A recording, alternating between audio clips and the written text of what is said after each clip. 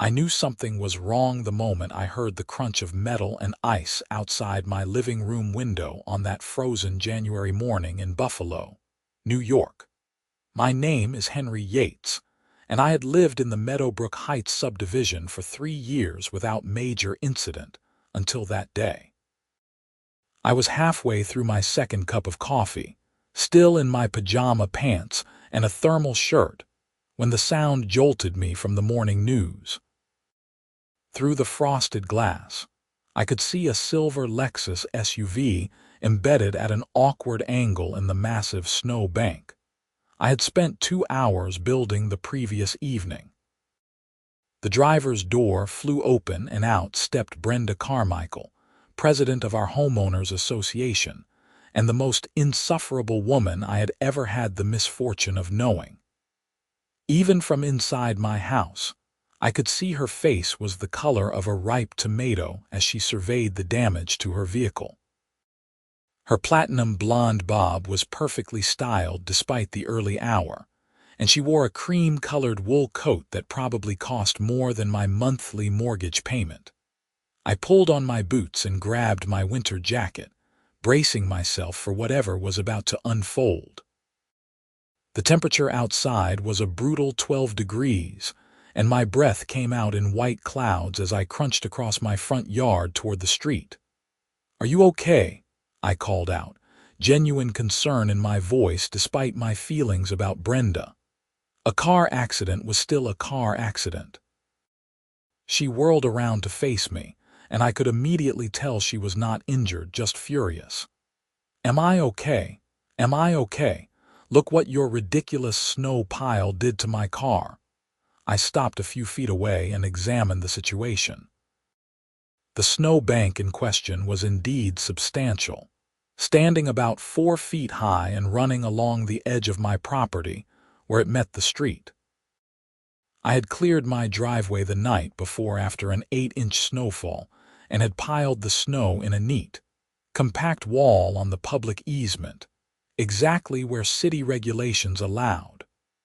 The Lexus had clearly left the road, jumped the slight curb, and plowed directly into the frozen pile. "Brenda, this snow bank is completely legal. It's on the easement and I'm allowed to put my snow there. What happened? Did you hit black ice?" Her eyes narrowed into slits. "Don't you dare try to blame this on road conditions. That monstrosity you created is a hazard. It's blocking the view of the street, and it caused me to lose control of my vehicle." I looked at the snow bank again, then at the street. The pile was no different from dozens of others lining our subdivision. Every house had snow piled somewhere after a storm. Mine was actually neater than most, formed into a compact berm rather than scattered haphazardly. "I don't understand how a snow bank 20 feet from the driving lane caused you to crash into it," I said slowly. "You would have had to leave the road completely to hit it." "I was checking my phone for HOA emergency emails," she snapped, as if this explained everything. "When I looked up, all I could see was your white monstrosity, and I swerved instinctively. This is entirely your fault, Henry." My jaw nearly hit the ground. "You were texting and driving, crashed into a stationary object that's completely off the road, and you think it's my fault." "I wasn't texting. I was reading important HOA business correspondence," she said, as though there was a meaningful distinction. "And yes, I absolutely hold you responsible. That snow pile is an attractive nuisance and a public hazard." I rubbed my temples, feeling a headache coming on. "Brenda, an attractive nuisance is a legal term that applies to things like swimming pools that might attract children. It doesn't apply to snow banks." "Don't you dare mansplain the law to me, Henry. My cousin is a paralegal in Rochester, and I know my rights." She pulled out her phone and started taking pictures of her damaged front bumper and the snow bank from multiple angles. "You'll be hearing from my insurance company and quite possibly my attorney. Your insurance company is going to laugh you out of the office when you tell them you crashed, because you were looking at your phone instead of the road." Her face somehow got even redder. "I'm also going to be filing a formal complaint with the HOA about this hazardous snow pile. In fact, as president, I'm ordering you to remove it immediately." "On what grounds? Show me the HOA rule that says I cannot pile snow from my driveway on the public easement." "I don't need to show you anything. I'm invoking my emergency powers as president to declare this an immediate safety hazard. Remove it by end of business today, or you'll be fined." "Your emergency powers don't override city ordinances, Brenda. This snow is legally placed and I'm not moving it." She took a step closer to me, her designer boots crunching in the snow. "You will regret this, Henry Yates. I promise you that." A Buffalo Police Department cruiser rolled up at that moment, called by one of my neighbors who had witnessed the crash. Officer Mike Rodriguez stepped out, a guy I recognized from the neighborhood watch meetings we used to have before Brenda had taken over the HOA and turned them into complaint sessions. "Morning, folks. Got a report of an accident. Everyone okay?" He looked between us, clearly sensing the tension. "Officer, thank goodness you're here." Brenda immediately shifted into a sweet, concerned citizen voice that made my skin crawl. "I was driving to an important HOA meeting this morning when this enormous snow bank blocked my vision and caused me to lose control of my vehicle. I could have been seriously injured." Officer Rodriguez walked over to examine the scene. He looked at the Lexus, then at the snow bank, then at the clear stretch of road between them. He pulled out a notepad. "Madam, can you walk me through exactly what happened?" "I was driving down Oakmont Drive, going the speed limit, of course, when suddenly this massive white wall appeared in my peripheral vision. I instinctively swerved to avoid what I thought was an obstacle in the road, and my car ended up in the snow bank." "Were you looking at the road when this happened?" She hesitated for just a fraction of a second. "Of course I was. Because Mr. Yates here mentioned you said you were checking your phone." Brenda shot me a look that could have melted the entire snow bank. I may have glanced at my phone for a split second. I'm the HOA president and I have responsibilities. But the primary cause of this accident was that dangerous snow pile. Officer Rodriguez wrote something in his notebook. "Madam, I need to see your license, registration, and insurance." While Brenda fumbled in her expensive handbag, the officer turned to me. "This your property, Henry?" "Yes, sir. I cleared my driveway last night after the storm and piled the snow on the easement, same as always. It's within the city guidelines for snow placement." He nodded, examining the snow bank more closely. "Looks pretty standard to me. I've seen a lot bigger piles than this around the neighborhood." Brenda returned with her documents, and Officer Rodriguez began filling out an accident report. "Madam, I'm going to have to cite you for distracted driving. You admitted to using your phone while operating the vehicle." "What? That's outrageous. The snow bank is the real hazard here." "The snow bank is stationary off the road and legally placed. Your vehicle left the roadway and struck it. That's a single vehicle accident caused by driver inattention." He handed her a ticket. "You can contest this in traffic court if you disagree." Brenda snatched the ticket from his hand, her face now approaching purple. "This is not over, not by a long shot." She turned to me. "You're going to pay for this, Henry. I'm calling an emergency HOA board meeting for tonight, 7 o'clock. Be there." "I have plans tonight," I said, which was a lie. I just didn't want to spend my evening being berated by Brenda and her cronies. "Those plans are now canceled. Failure to attend will result in an automatic fine of $500 per the HOA bylaws, Section 12, Paragraph 4. Officer Rodriguez looked up from his paperwork. "Madam, I don't think your HOA can fine someone for not attending a meeting called with less than 24 hours' notice." Stay out of HOA business, officer. You have no jurisdiction here." The officer and I exchanged a look. He finished up the accident report, arranged for a tow truck to extract Brenda's Lexus from the snowbank, and gave me a sympathetic pat on the shoulder before leaving. "Good luck with that one," he muttered. The tow truck arrived 30 minutes later, and I watched from my living room window as they pulled the Lexus free. The front bumper was cracked, and the grille was damaged, but it didn't look too serious. Brenda stood there the entire time, periodically glaring at my house and talking animatedly on her phone. I spent the rest of the morning researching HOA law and my rights as a homeowner. I had always been fairly passive when it came to the Meadowbrook Heights HOA, paying my quarterly dues and generally staying out of drama. But Brenda had been president for 8 months now, and in that time, she had become increasingly autocratic. She sent out violation notices for the smallest infractions, like trash cans being visible from the street for more than 4 hours after pickup, or mailbox posts that weren't painted the exact approved shade of white. My neighbor, Frank Martinez, had received a $2,000 fine for installing solar panels on his roof without HOA approval, even though he had submitted the proper paperwork 3 months earlier and never received a response. Another neighbor, Susan Chen, had been threatened with a lien on her property because her teenage son's car was visible in their driveway, and Brenda claimed it was an unapproved commercial vehicle because it had a pizza delivery sign on the roof. The HOA board consisted of 5 members.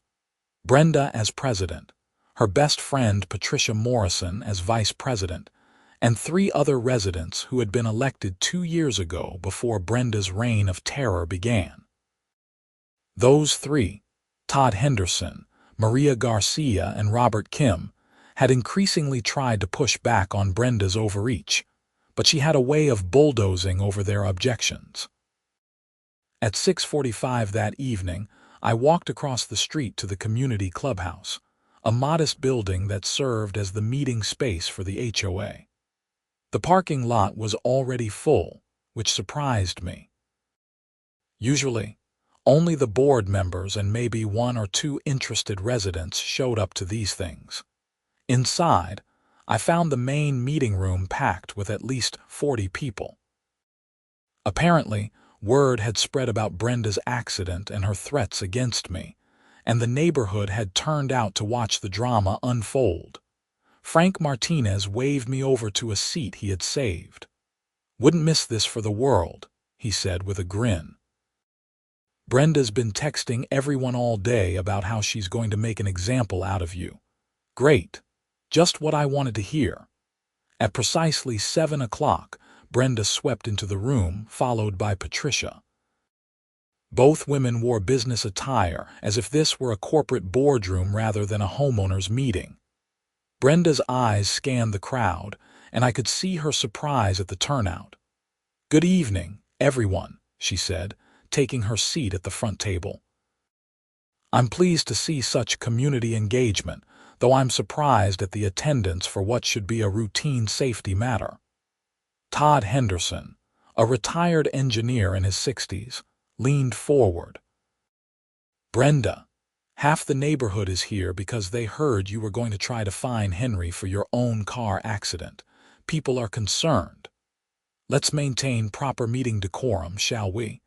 I'll now call this emergency meeting of the Meadowbrook Heights HOA to order.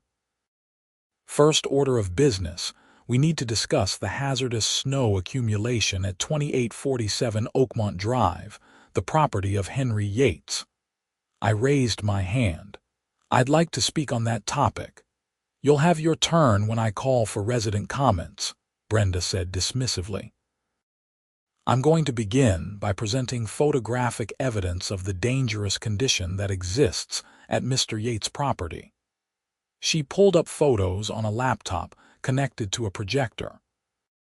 The images showed my snow bank from various angles, including some dramatic close-ups that made it look much larger than it actually was. As you can see, Brenda continued, this massive accumulation of snow and ice creates a visual barrier that obscures the roadway and presents a clear and present danger to drivers. This morning, I was operating my vehicle in a safe and responsible manner when this hazard caused me to lose control, resulting in significant damage to my car and potential injury. Maria Garcia, a lawyer who worked in downtown Buffalo, raised her hand.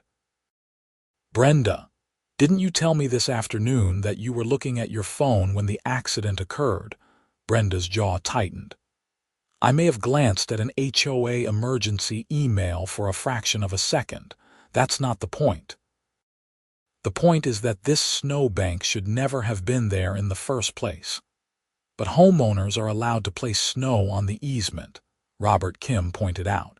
It's in the city code and not prohibited by our HOA rules. That's because our HOA rules need updating, Brenda countered. Which is why I'm proposing an emergency amendment to our regulations. Effective immediately, no snow banks higher than 2 feet shall be permitted on any property within Meadowbrook Heights. The room erupted in protests. Are you kidding? Where are we supposed to put our snow? Someone shouted.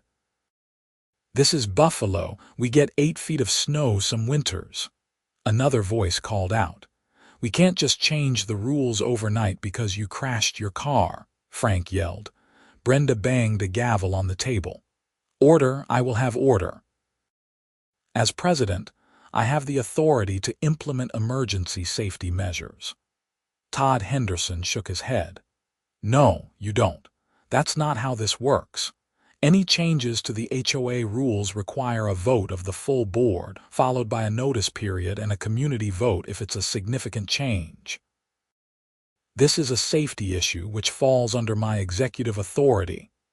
Show me where in the bylaws it says that, Maria demanded. Brenda shuffled through some papers, clearly flustered. I don't need to justify my authority to you. Now, back to the matter at hand.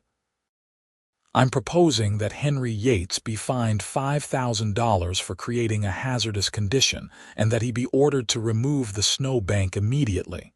I stood up. I'd like to address the board now. Sit down, Henry. You're out of order. No, he's not, Maria said firmly. He has every right to defend himself against these accusations. Go ahead, Henry. I walked to the front of the room, very aware of everyone's eyes on me. Public speaking wasn't my favorite activity, but I wasn't about to let Brenda railroad me without a fight. First of all, I want to be clear about what happened this morning. Brenda crashed her car into my snowbank because she was looking at her phone instead of watching the road. The police report confirms this. Officer Rodriguez cited her for distracted driving. The snowbank didn't jump into the road. Her car left the road and hit a stationary object. I pulled out my own phone and displayed photos of the snowbank from earlier that day. Second, this snowbank is completely legal. It's on the public easement, exactly where city ordinance permits snow to be placed. It's no different from dozens of other snow piles in this neighborhood. The city has specific guidelines for snow placement, and I followed them.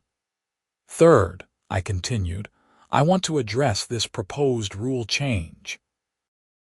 If we're not allowed to have snow banks higher than 2 feet on our properties, where exactly are we supposed to put the snow when we clear our driveways? Are we supposed to haul it away? Because that would cost hundreds of dollars every time it snows. Some winters we get multiple feet of snow. This proposed rule is unreasonable, unfair, and appears to be motivated entirely by Brenda's desire to blame someone else for her own mistake. The room burst into applause. Brenda's face had gone from red to white. Are you finished? She asked icily. Not quite.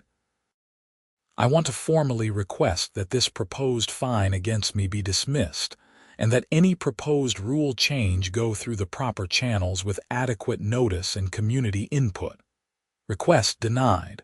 I'm calling for a board vote on the fine. Absolutely not, Todd said.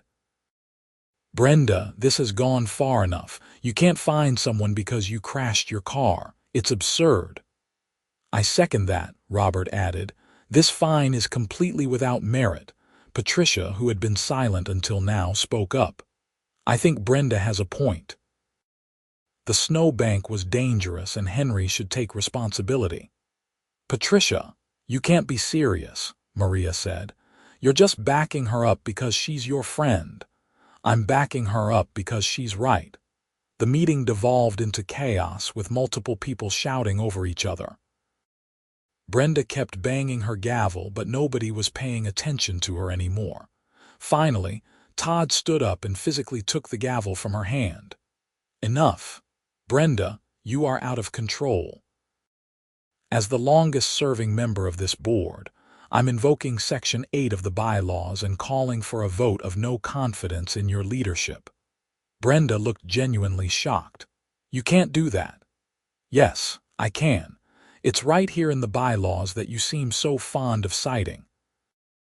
If 3 board members agree that the president is acting against the best interests of the community, we can call for a special election. Maria, Robert, do you support this motion? Absolutely, Maria said. 100%, Robert agreed. This is a coup, Brenda shrieked. I'll sue all of you. I'll sue the entire HOA. On what grounds? Todd asked calmly. We're following the rules that you love to enforce on everyone else. Brenda grabbed her laptop and her papers and stormed toward the door, Patricia trailing behind her. Before leaving, she turned and pointed at me. You haven't heard the last of this, Henry Yates. I promise you that. The door slammed behind them and the room erupted in conversation. Frank clapped me on the back and several neighbors came up to congratulate me on standing up to Brenda. But I felt uneasy. I knew Brenda well enough to know that she didn't make empty threats. The next morning, I was proven right. A courier arrived at my door at 8 in the morning with a legal envelope. Inside was a summons. Brenda Carmichael was suing me in civil court for $25,000 in damages, emotional distress, and punitive damages for creating a hazardous condition that resulted in her accident. I sat at my kitchen table staring at the papers in disbelief. She was actually doing this.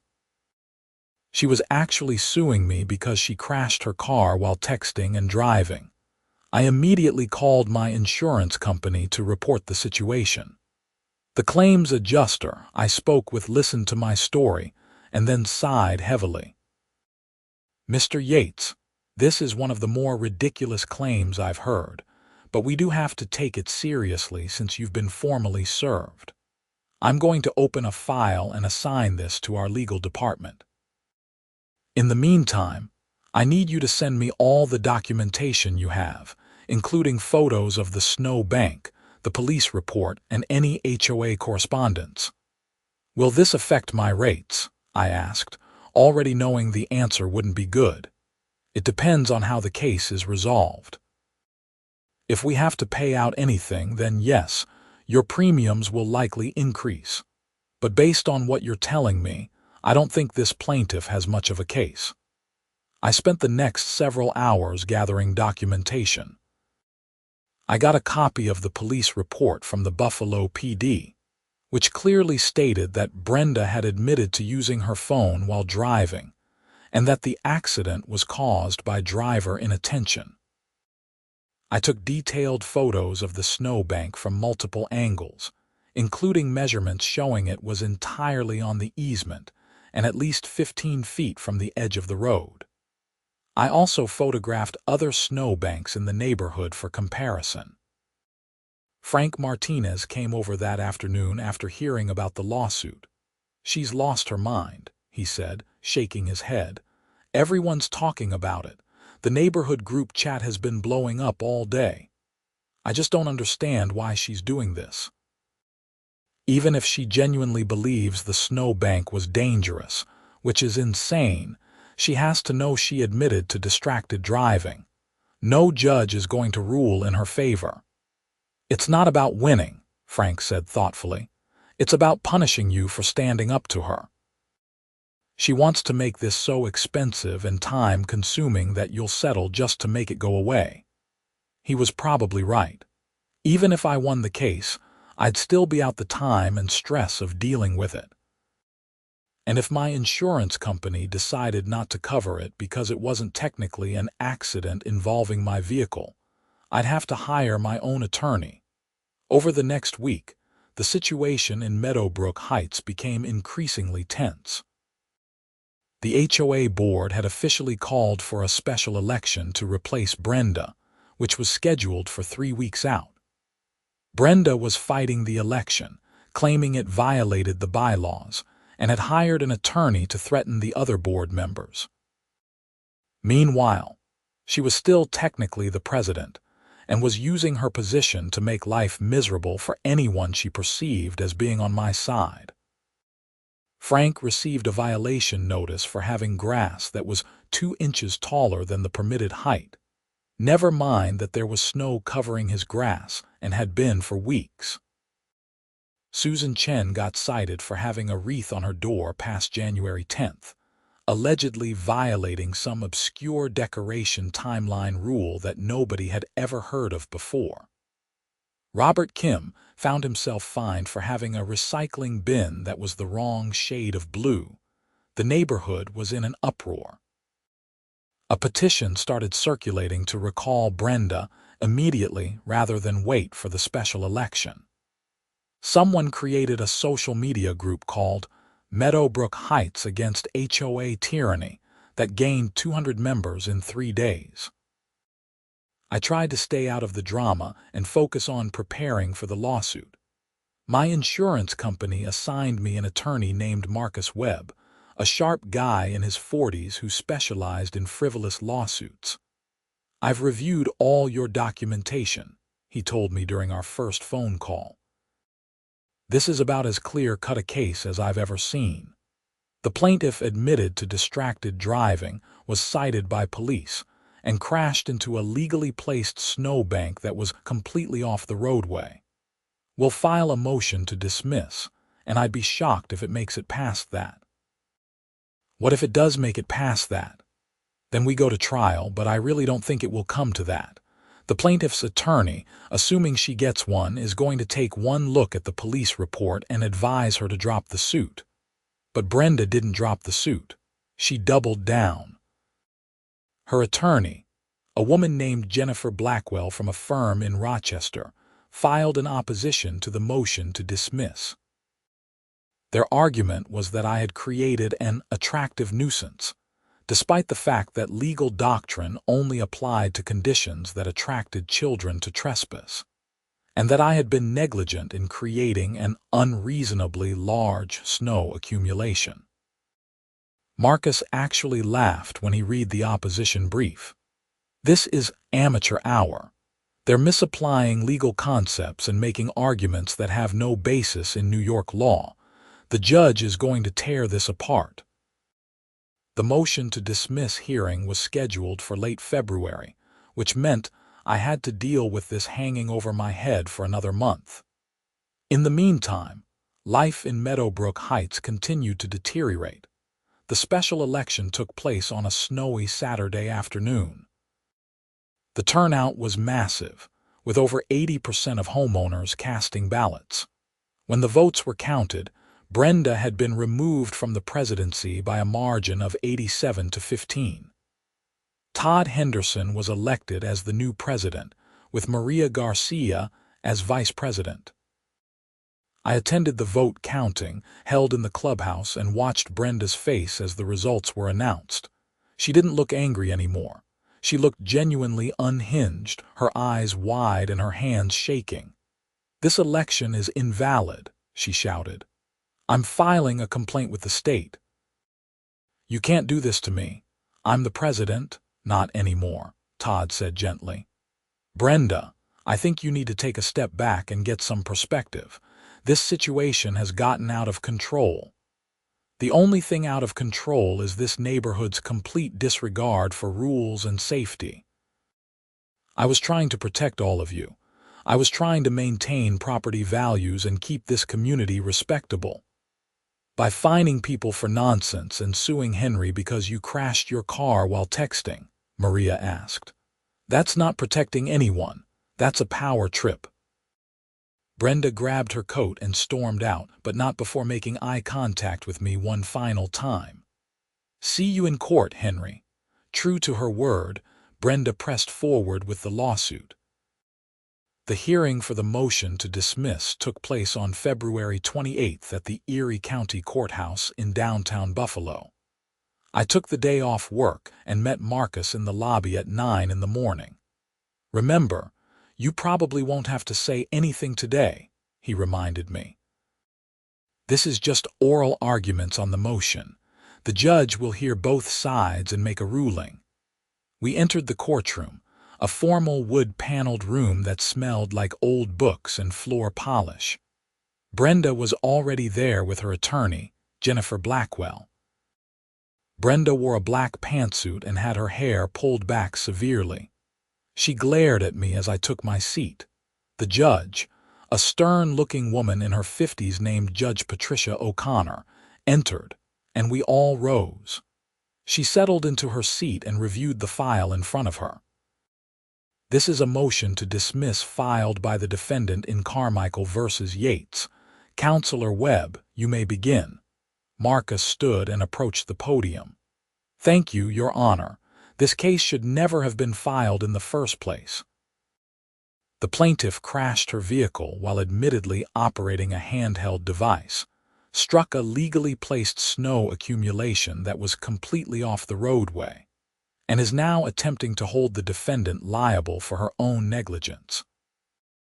The police report clearly establishes fault with the plaintiff, not the defendant. Your Honor, if I may, Jennifer Blackwell interrupted. You'll have your turn, Counselor, Judge O'Connor said sharply. Continue, Mr. Webb. The plaintiff's complaint alleges the defendant created a hazardous condition, but there's no legal basis for this claim. The snow was placed on public easement in accordance with City of Buffalo ordinances. It was not in the roadway. It did not obstruct traffic.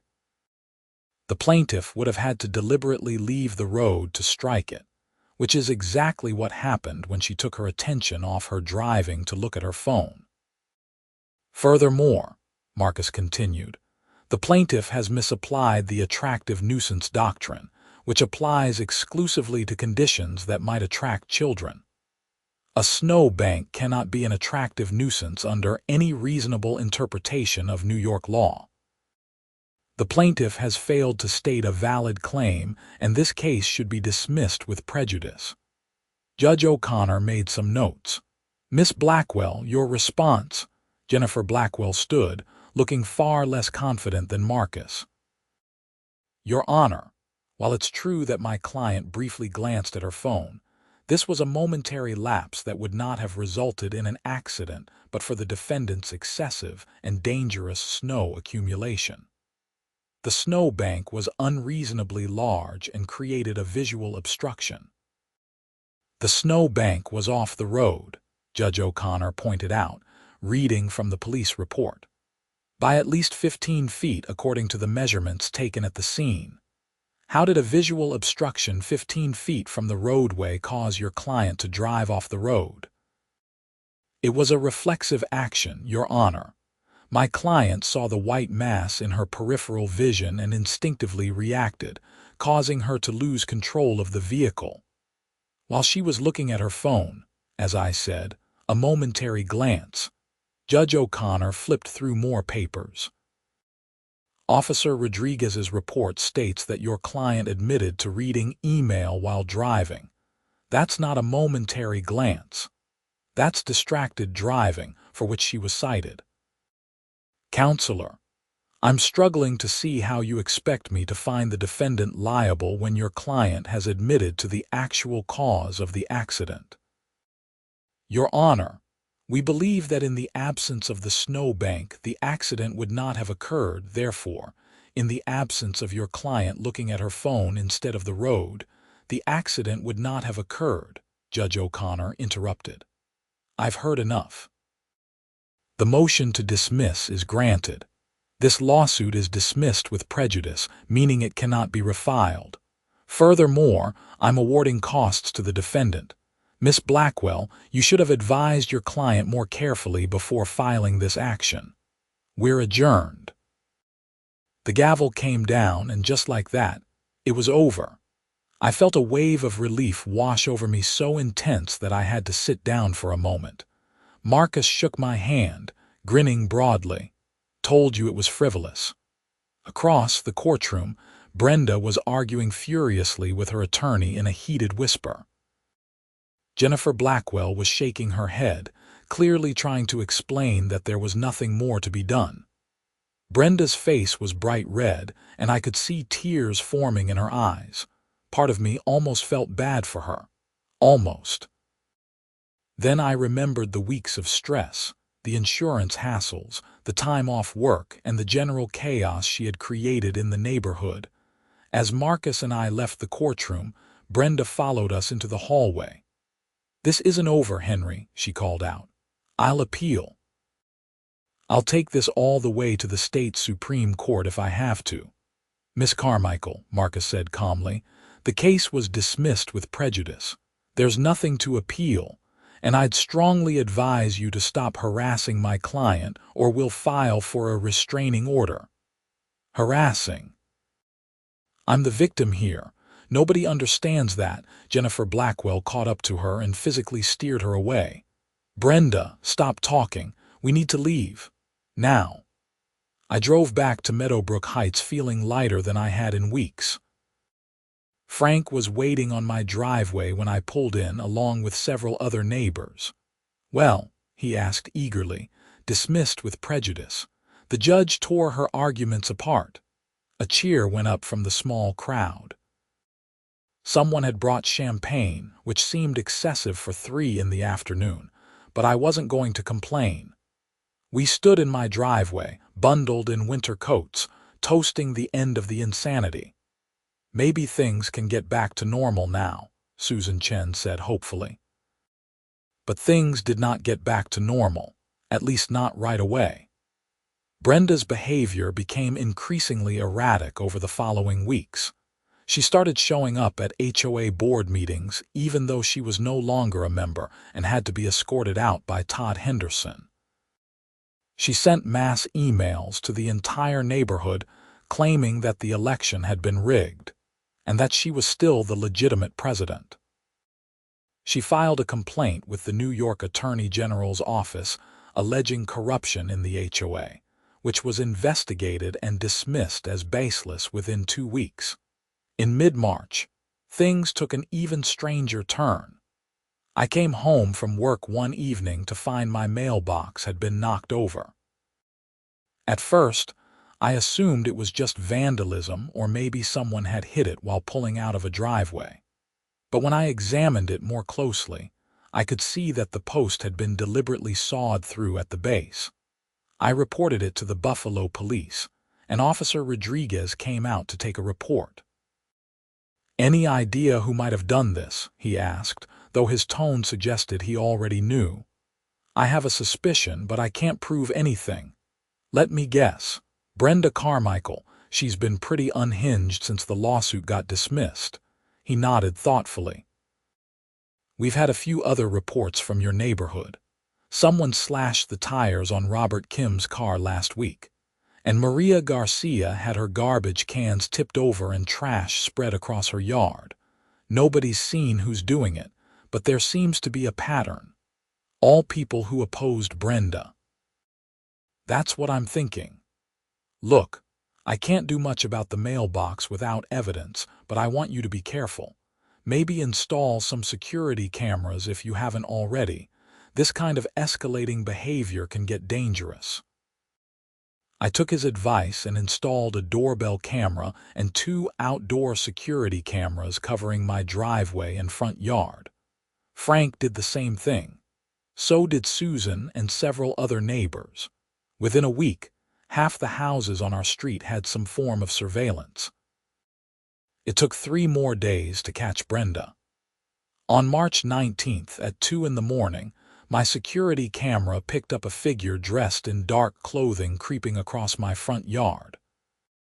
The motion alert woke me up, and I watched on my phone as the person approached my car with what looked like a can of spray paint. I immediately called 911 while simultaneously running outside in my pajamas and bare feet, which in retrospect was not the smartest move at 2 a.m. in Buffalo in March. "Hey," I shouted. "What are you doing?" The figure spun around, and even in the dark, I recognized Brenda's face. She held a can of red spray paint in one hand and a key in the other. My car's driver's side door already had a long scratch running down it. "This is what you deserve," she screamed at me. "You ruined everything." My reputation, my position, everything. "Brenda, go home. The police are on their way." "Good, let them come. I'll tell them how you all conspired against me, how you created a dangerous snowbank and then lied about it, how you turned the neighborhood against me." She lunged toward my car again, apparently intent on doing more damage, but I grabbed her wrist. She dropped the spray paint can and swung at me with her other hand, catching me in the jaw. I stumbled back, more from shock than pain. Brenda Carmichael, HOA president and pillar of suburban propriety, had just punched me in the face. Lights were coming on in houses up and down the street. Frank came running out of his house across the way, followed by his wife. Other neighbors emerged onto their porches. "Brenda, stop!" Frank yelled, but she seemed completely beyond reason now. She picked up the spray paint can and started spraying red paint everywhere on my car, on my garage door, on the sidewalk.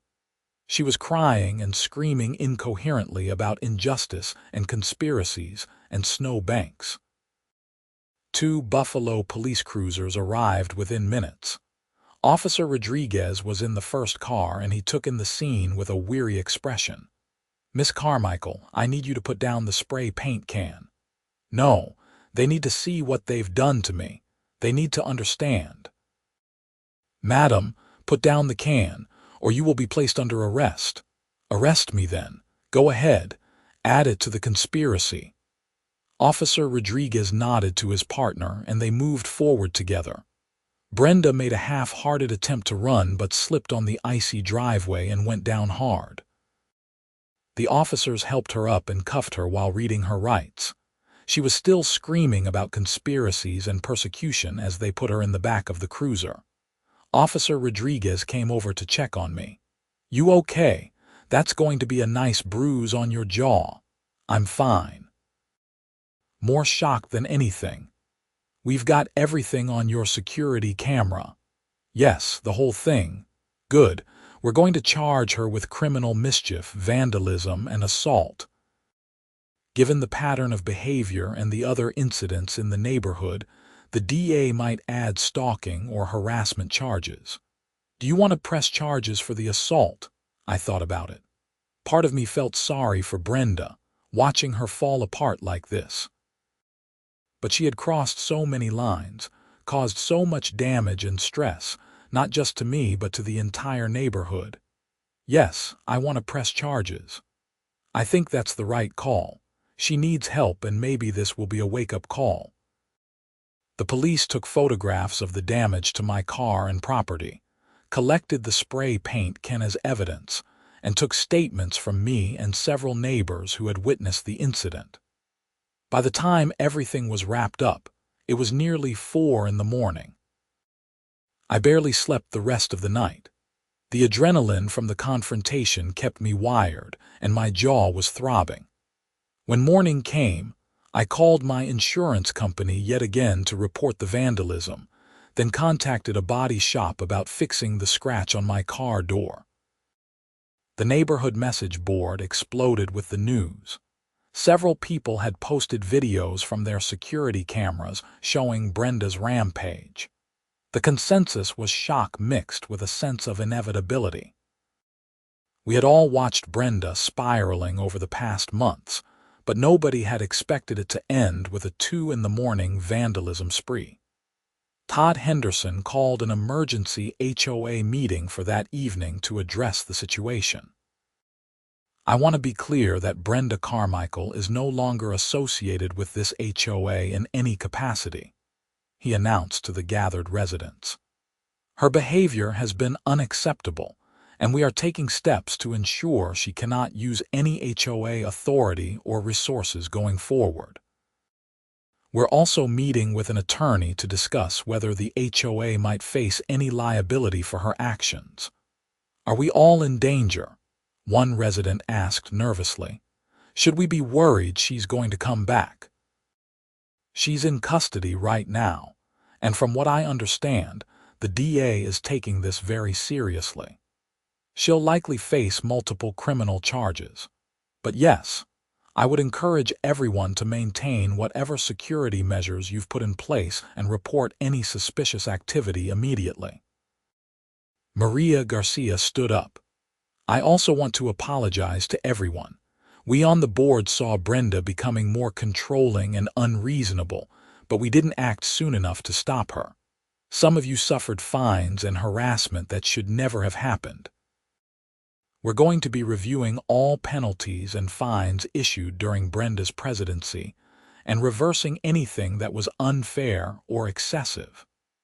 That got applause from the assembled residents. Over the next several weeks, the legal system ground forward. Brenda was charged with criminal mischief in the 4th degree, assault in the 3rd degree, and aggravated harassment. She pled not guilty at her arraignment and was released on bail with an order of protection requiring her to stay at least 500 feet away from me and several other residents she had targeted. Her attorney, a different one than she had used for the civil lawsuit, tried to argue that she had been under extreme emotional distress and wasn't in her right mind. The prosecutor wasn't buying it. Your client engaged in a pattern of escalating criminal behavior over several weeks, Your Honor, Assistant DA Rebecca Torres argued at a pretrial hearing. This wasn't a single impulsive act. She slashed tires, vandalized property, and assaulted Mr. Yates. These are serious crimes that terrorized an entire neighborhood. My client has no prior criminal record and has been a respected member of her community for years, Brenda's attorney countered. She's willing to participate in counseling and make restitution for any damages. She was a respected member of the community until she became HOA president and began abusing her power, Rebecca Torres shot back. The people are not interested in a plea deal that doesn't include jail time. The judge set a trial date for June, but suggested strongly that both sides work toward a plea agreement. In May, as Buffalo finally thawed out from winter and the last remnants of snow banks disappeared, Brenda finally accepted a plea deal. She pled guilty to criminal mischief and assault and was sentenced to 90 days in Erie County Jail, 3 years of probation, mandatory counseling, and restitution to all her victims. The order of protection was extended to 5 years. I attended the sentencing hearing, mostly to get closure on the whole bizarre situation. Brenda looked small and defeated at the defense table, a far cry from the imperious HOA president who had crashed into my snow bank 6 months earlier. When given a chance to speak, she addressed the judge in a shaky voice. I don't know what happened to me. I look back at my actions and I don't recognize myself. I became so obsessed with rules and control and being right that I lost all perspective. I hurt people who didn't deserve it, and I'm truly sorry. She turned to look at me in the gallery. Henry, I'm sorry for everything I put you through. You didn't do anything wrong. I was the one who crashed my car because I wasn't paying attention. I was the one who let my ego and pride turn into something ugly. I hope someday you can forgive me. I didn't respond, but I nodded slightly. I wasn't sure if I forgave her, but I was glad she seemed to finally understand what she had done. As the summer went on, life in Meadowbrook Heights slowly returned to normal. The HOA, under Todd's leadership, became what it was supposed to be: a reasonable organization that maintained common areas and handled legitimate community issues without the petty tyranny. The absurd fines were reversed. The ridiculous rules Brenda had tried to implement were rescinded. People could have wreaths on their doors past January 10th, and recycling bins in whatever shade of blue they happened to be.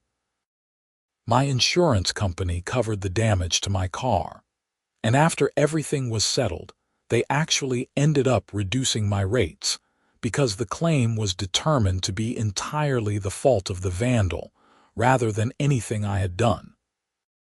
The scratch buffed out almost completely, leaving only a faint mark that you had to know to look for. In September, as I was raking leaves in my front yard, a moving truck pulled up in front of Brenda's house across the street and 2 houses down. I watched as movers loaded furniture and boxes. Brenda never appeared. She was still serving her jail sentence and would be for another month. I heard through the neighborhood grapevine that she was selling the house and moving out of state after her release to live with family in Arizona. Frank wandered over as we watched the movers work. "End of an era," he said. "Thank God." "You ever think about what might have happened if you just removed that snow bank when she first demanded it?" I considered the question. "Honestly, I think it just would have been something else. She was on a power trip and she needed to control everyone. If it hadn't been the snowbank, it would have been my mailbox being the wrong height or my grass being the wrong shade of green. Some people just can't handle having authority over others." True. But still, all that drama over a snowbank, most Buffalo thing ever, I laughed. He was right about that. Only in Buffalo could a snow pile become the catalyst for assault charges, an HOA civil war, and a woman's complete mental breakdown. A year later, I was having coffee with Frank when he showed me a news article on his phone.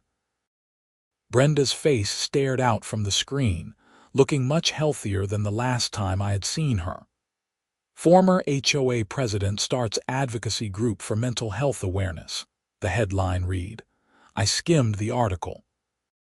Brenda had completed her sentence, undergone extensive therapy, and was now working with a nonprofit that helped people dealing with anxiety disorders and control issues. She gave talks about her experience and how her need for control had spiraled into criminal behavior.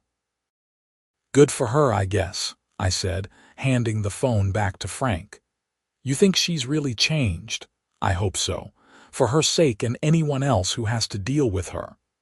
Winter came around again, as it always does in Buffalo. In November, we got our first major snowfall, nearly 10 inches overnight. I spent a Saturday morning clearing my driveway and, yes, piling the snow on the public easement where it was allowed. The pile wasn't particularly large by Buffalo standards, maybe 3 feet high, neatly compacted along the edge of my property. As I finished up and headed inside for hot chocolate, Todd Henderson walked by with his dog. "Nice snow bank," he called out with a grin. "Thanks." "Think it'll cause any lawsuits?" "Not on my watch." I went inside, kicked off my boots, and settled on my couch to watch the Bills game. Outside my window, the snow continued to fall, covering everything in a fresh white blanket. My snowbank sat undisturbed at the edge of my property, exactly where it was supposed to be, causing problems for absolutely no one. And that, I thought to myself, is exactly how it should be. The whole ordeal had taught me several things. First, homeowners associations are only as good as the people running them, and unchecked authority, even in something as mundane as an HOA, can bring out the worst in people. Second, standing up to unreasonable demands is worth it, even when it's uncomfortable and stressful. If I had just caved and removed that snow bank, It would have set a precedent for Brenda to walk all over me and everyone else indefinitely. Third, and perhaps most importantly, I learned that communities are resilient. Our neighborhood had been through months of chaos and conflict, but we came out stronger on the other side. People who had never talked to each other before were now friends, bonded by the shared experience of standing up to tyranny. The Neighborhood Watch program was revitalized, but this time it was actually about watching out for each other rather than reporting violations to Brenda. Frank and I organized a neighborhood barbecue that summer, the first one in years. Nearly every house on our street showed up, bringing food and drinks and stories. We laughed about the absurdity of the whole situation, though it had been anything but funny while we were living through it. Robert Kim did a dramatic reenactment of Brenda's spray paint rampage that had everyone in tears from laughing. Susan Chen's son, the one with the pizza delivery car that Brenda had tried to ban, gave a mock speech about the dangers of snowbanks and how we all needed to be more vigilant about these threats to public safety. Someone else created a fake HOA violation notice citing my snowbank for being excessively white and intimidating to drivers.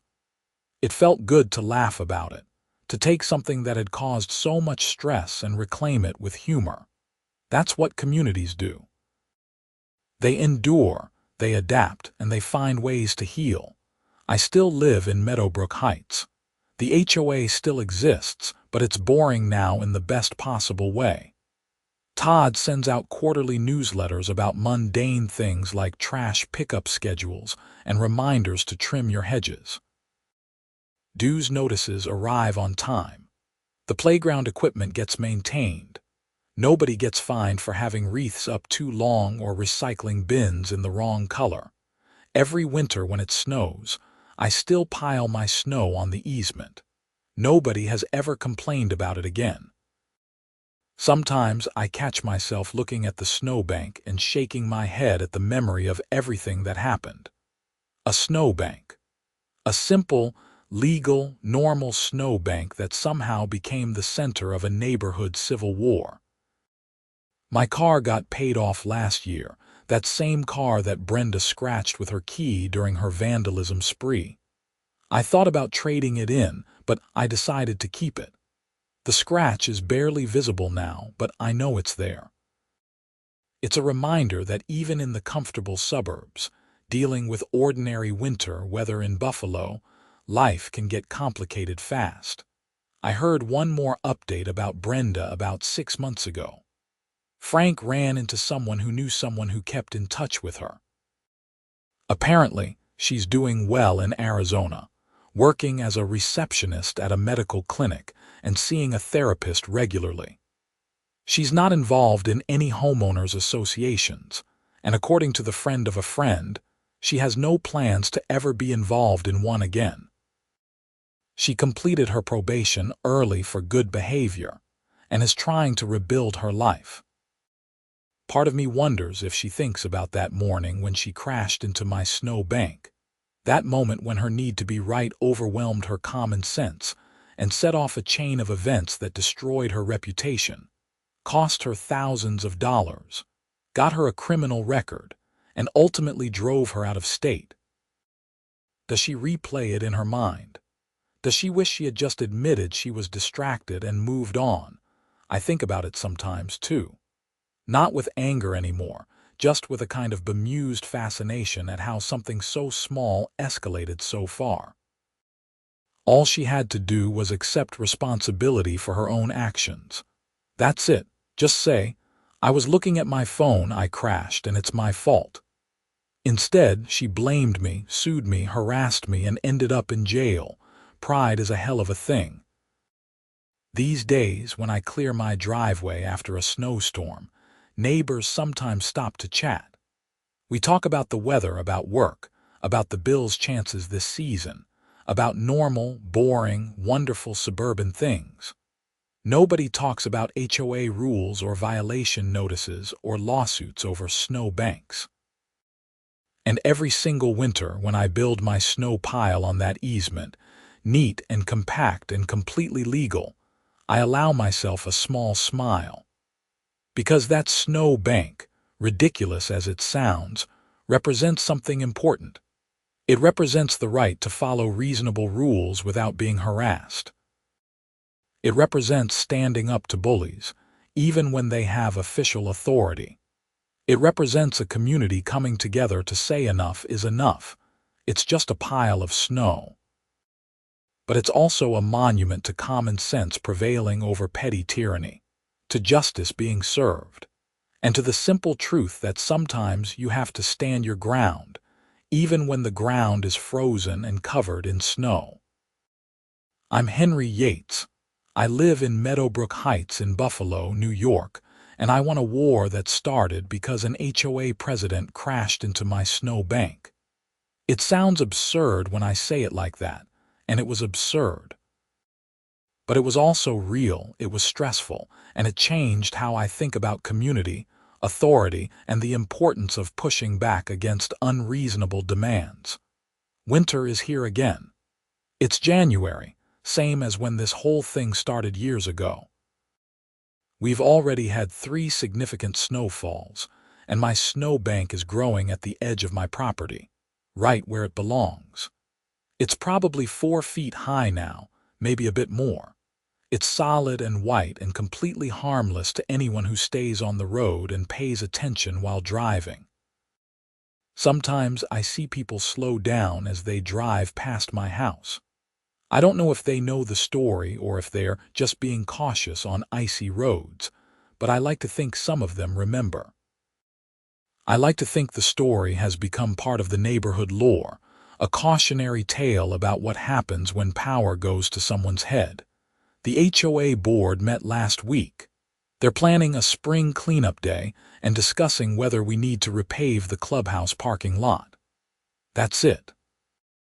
That's the drama. It's perfect. I'm sitting here in my living room, drinking coffee and watching the snow fall outside, and I'm thinking about how lucky I am. Not because I won a lawsuit or because Brenda moved away, but because I learned something valuable about standing up for myself and about the importance of reasonable people coming together against unreasonable behavior. My property value is stable. My insurance rates are low. My relationships with my neighbors are strong, and my snowbank stands tall at the edge of my driveway, a silent testament to the weirdest, most stressful, and ultimately most satisfying conflict of my adult life. I wouldn't recommend anyone else go through what I went through. The stress, the legal fees, the time wasted, the constant anxiety, none of it was fun while it was happening. But I'm glad I didn't back down. I'm glad I stood my ground when Brenda tried to fine me for something that wasn't wrong. I'm glad the community rallied together to remove her from power. And I'm especially glad that the legal system, both civil and criminal, ultimately worked the way it was supposed to. Justice isn't always swift, and it isn't always satisfying, but in this case, it was both. A frivolous lawsuit was dismissed. A pattern of criminal behavior was punished. An abusive authority figure was removed from power. And a neighborhood learned that they have more power than they think when they stand together. So here's to snow banks, to reasonable HOAs, to good neighbors, and to the simple act of refusing to be bullied. Here's to cold Buffalo winters and the peculiar problems they create. Here's to police officers who take silly complaints seriously, and judges who see through frivolous lawsuits. Here's to insurance adjusters who do their jobs and attorneys who fight the good fight. And here's to Brenda Carmichael, wherever she is in Arizona, hopefully learning that rules exist to serve the community, not the other way around, and that being in charge means taking responsibility, not shifting blame. My snowbank sits outside, doing nothing, bothering no one, existing peacefully on public property exactly where it's allowed to be. And that's exactly how the story ends, not with drama or conflict or lawsuits, but with normalcy, with boring suburban routine, with snow where snow belongs and people living their lives without fear of arbitrary rules enforced by petty tyrants. It's a good ending. It's the ending we all deserved. And every winter when I pile my snow on that easement, I'll remember what it represents and why it mattered. Not because of what it is, but because of what someone tried to make it into and how we all refused to let that happen. The snow is still falling. My coffee is getting cold. The Bills are playing at 1 o'clock, and Frank is coming over to watch. Life in Meadowbrook Heights goes on, peaceful and ordinary and exactly as it should be. And somewhere in the universe, there's a lesson about snow banks and HOAs and the importance of common sense, but I'll let someone else figure out how to articulate it. I'm just going to finish my coffee, watch some football with my friend, and enjoy the fact that my biggest concern this winter is whether my snowblower needs an oil change. That's the real victory. Not winning the lawsuit or seeing Brenda face consequences, but getting back to a place where a snowbank is just a snowbank. Winter is just winter, and life is just life. Simple, ordinary, and blessedly free of HOA drama.